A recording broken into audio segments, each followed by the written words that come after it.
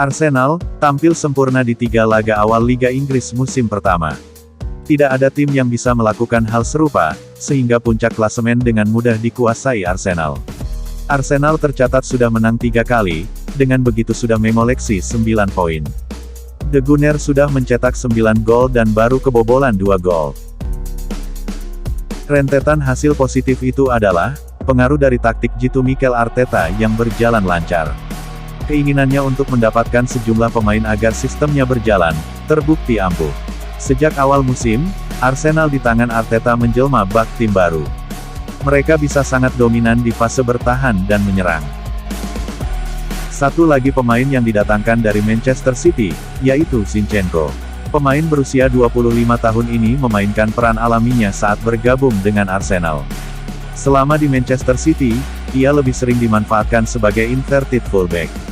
Hal yang sama tampak di Arsenal. Arteta melakukannya sejak pramusim. Zinchenko sejauh ini memberikan penampilan terbaiknya di lapangan dengan fasih memainkan peran inverted fullback.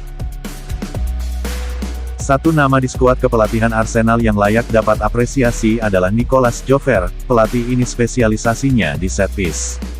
Gol pembuka Arsenal ke gawang Crystal Palace bisa jadi sampelnya. Skema tendangan sudut dimainkan dengan sangat rapi, sampai akhirnya berhasil membobol gawang lawan. Di laga melawan Bournemouth, skema-skema bola mati itu juga berjalan. Namun, hasilnya tidak ada yang masuk.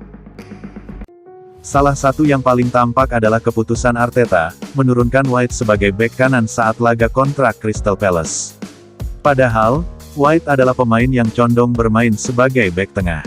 Namun, perubahan itu diambil untuk bisa memberikan keuntungan dari segi taktikal. Keberadaan White di sisi kanan sukses meredam upaya-upaya penetrasi dari Wilfried Zaha. Walaupun harus diakui, kemampuan menyerangnya belum mencapai rata-rata bek sayap pada umumnya. Tidak ada eksplosivitas yang dilancarkan. Tetapi, posisi naturalnya sebagai bek tengah memberikan keunggulan saat bermain sejajar dengan bek tengah.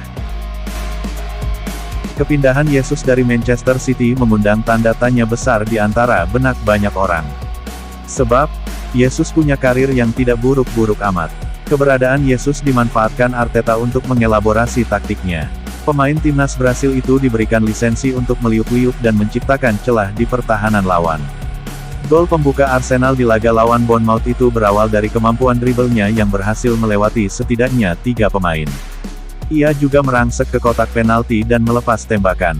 Apa yang dilakukan Jesus adalah kekurangan Arsenal di musim lalu. Mereka tidak punya pemain yang berani dan berkualitas memberikan ancaman seperti yang dilakukan Jesus.